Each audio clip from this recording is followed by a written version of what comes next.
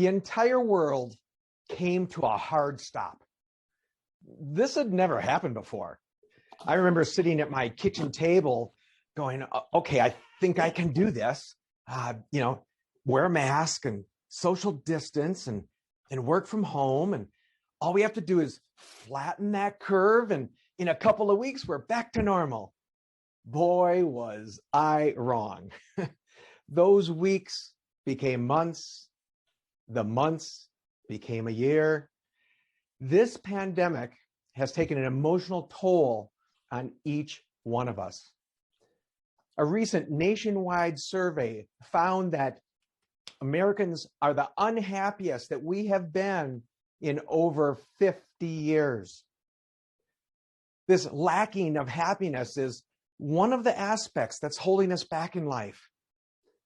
This lacking happiness is taking away a lot more than we think. We all wish for happiness, and we often look to our happiness in the future. Now we think about, I'll be happy when, I'll be happy when I get that new job or the more money, or I get that promotion, then I'll be happy. Or we think I'll be happy, maybe it's things, and I'll be happy when I get when I get that new car, then I'll be happy. That new boat, that new house, that will make me happy. Or maybe we look to other people to make us happy. We think, when I get that new boyfriend, that new girlfriend, or maybe that new husband, that new wife, that new partner, they will make me happy. It's up to them. Sometimes we think that we can just sit around and wait for happiness to find us. We think it takes luck. Now, I know I kind of laugh at this because after a year of isolation and being at home, some that may hit a little too close to home for some, but we often wait for the bluebird of happiness to come down and sit on our shoulder and make us happy. And it just doesn't always work like that.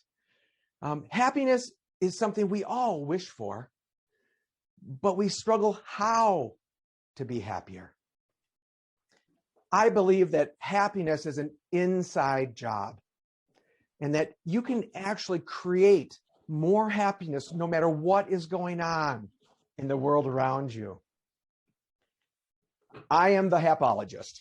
I'm an expert in the science of happiness, and I am passionate of helping people just like you find greater happiness. Traveling to 65 countries, I studied the science of how people create their own happiness. Based on research from positive psychology, sociology, and neurology, I discovered the 5 happy habits. Now, don't get me wrong. The goal isn't that we're always going to be happy. A well-balanced life is full of positives and negatives, good things that happen to us and bad things. And I always remind people that sometimes the deeper the valley, the taller the mountaintops. But it all starts with how you start your morning. Each morning, how you start your day is what sets the tone for your day. Now, maybe some of you, the first thing you do is grab your cell phone. And what do you see? I've got this project's due today. The kids have to get to soccer. I've got, reminder. I've got all these things to do. Or maybe you're one of those people that doesn't grab their phone. Maybe the first thing you grab in the morning is that TV remote, and you put on one of those cheery good morning shows that wake you up with all the positive energy. You see, your body comes out of this peaceful, rejuvenating sleep. You actually awake in this alpha state. And if you grab your phone or grab that remote, adrenaline and negative hormones start pumping into your blood system. And you physically change the blood chemistry in your body.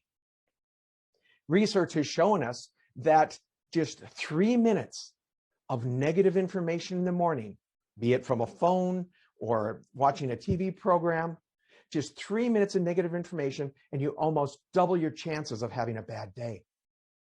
And what's really interesting is it lasts for up to 8 hours. 8 hours. You see, adrenaline and the hormones, it's not a light switch. So once they get pumped into your system, they're there. But there is a way to start your day in a positive way. The 5 happy habits, I go into detail in the full program on what the 5 happy habits are and how you can live with practical tools.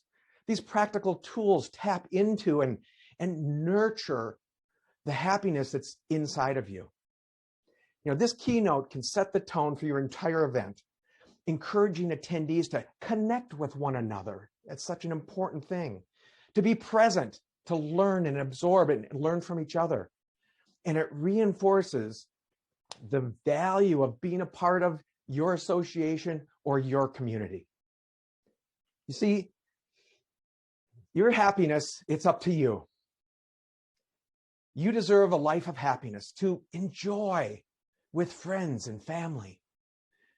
You deserve a life of happiness and a heart filled, overflowing actually, with joy and laughter. You deserve a life of happiness and the tools you need to be your best you. I would love for you to learn the 5 happy habits. Let's get you and your audiences the happiness you deserve.